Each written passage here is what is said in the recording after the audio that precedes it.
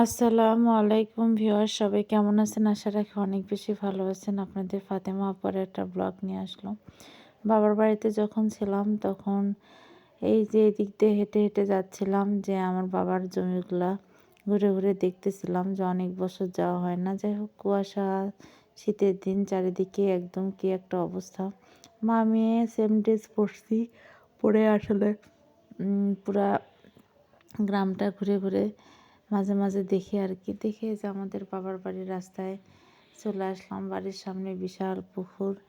পুকুরটাতে আমার চাচাতো ভাই হচ্ছে মাছ চাষ করছে আর কি, একাই লিজ নিছে আমার বড় ভাই।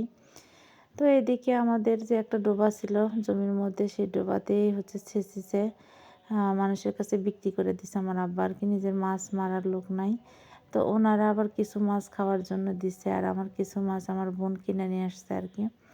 তো যাই হোক, সেগুলাই দেখতেছিলাম। আর সকালবেলার নাস্তাটা রেডি করতেছিলাম, গমের আটার রুটি বানাচ্ছি আর কি।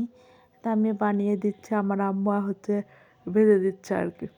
এভাবে সকালবেলা গ্রামের বাড়িতে যে কাজকামগুলা নিজে হাতেই করি, কি আর করবো। আর বাচ্চারা একসাথে বসে বসে সব খাচ্ছে, আমার বোনের মেয়েরা। মা চুলার ধারে বানায় দিচ্ছে, আর ওরা মজা করে ওখানে গরম গরম রুটি খাচ্ছে। আসলে গরম গরম কিন্তু বসে থেকে রুটি খাওয়ার মজাই আলাদা। চুলার পাড়ে আমরাও কিন্তু ছোটোবেলায় এরকমভাবে খেতাম। এখনও যখন বাসায় যাই তখন মার হাতে রান্না চুলার পাড়ে বসে বসেই খাই। আসলে চুলার পাড়ে বসে খাওয়ার মজাই হচ্ছে অন্যরকম। তো যাই হোক, যেখান থেকে দেখছেন ভাইয়া আপুরা আমার ভিডিওটা, অবশ্যই একটু ফলো দিয়ে পাশে থাকবেন। আর আমার একটু ঠান্ডা লাগছে, সেই জন্য ভয়েসটা খুব একটা ভালো হচ্ছে না, ইগনোর করবেন। কি আর করা, কষ্ট করে একটু শুনে নেবেন, দেখে নেবেন পুরো ভিডিওটাই। আর সবজি রুটি খাচ্ছিলাম, মা আবার বলছে একটু ডিম নাও। আসলে মায়ের ভালোবাসা কোনো তুলনা হয় না। মায়ের মুখখান দেখলে দুনিয়ার সব শান্তি। বাবার বাড়িতে শুধু একমাত্র মনে হয় শান্তির জায়গা, শান্তির জিনিস হচ্ছে মায়ের মুখ। যদি বাড়িতে যায় মায়ের মুখটা না দেখা যায়, আসলে মনটাই খারাপ হয়ে যায়।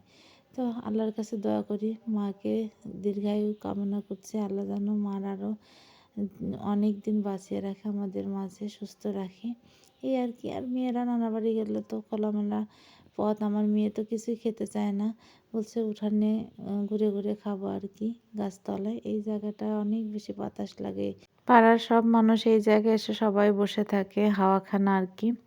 যাই হোক, চারিদিকে ঘুরে ঘুরে দেখছিলাম বাড়ির, আর ভাবতেছিলাম যে এই বাড়ির একমাত্র উত্তরাধিকারী মানে আমার ভাই, সে দেশের বাইরে চলে গেল পড়াশোনার জন্য। আল্লাহ কবে তাকে এই বাড়িতে আবার ফিরিয়ে আনবে জানি না।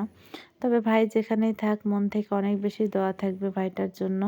কারণ ছোট থেকে মানুষ করেছি তো, কোলে পিঠে করে একদম ছোট্ট হামিম আজকে অনেক বড় হয়ে গেছে। যে যেখানেই থাকুক ভাই বোনেরা, সবার জন্য মন থেকে অনেক বেশি দোয়া থাকে। আমি যেহেতু বড়, সবার জন্য আমার অনেক বেশি দোয়া ভালোবাসা থাকবে।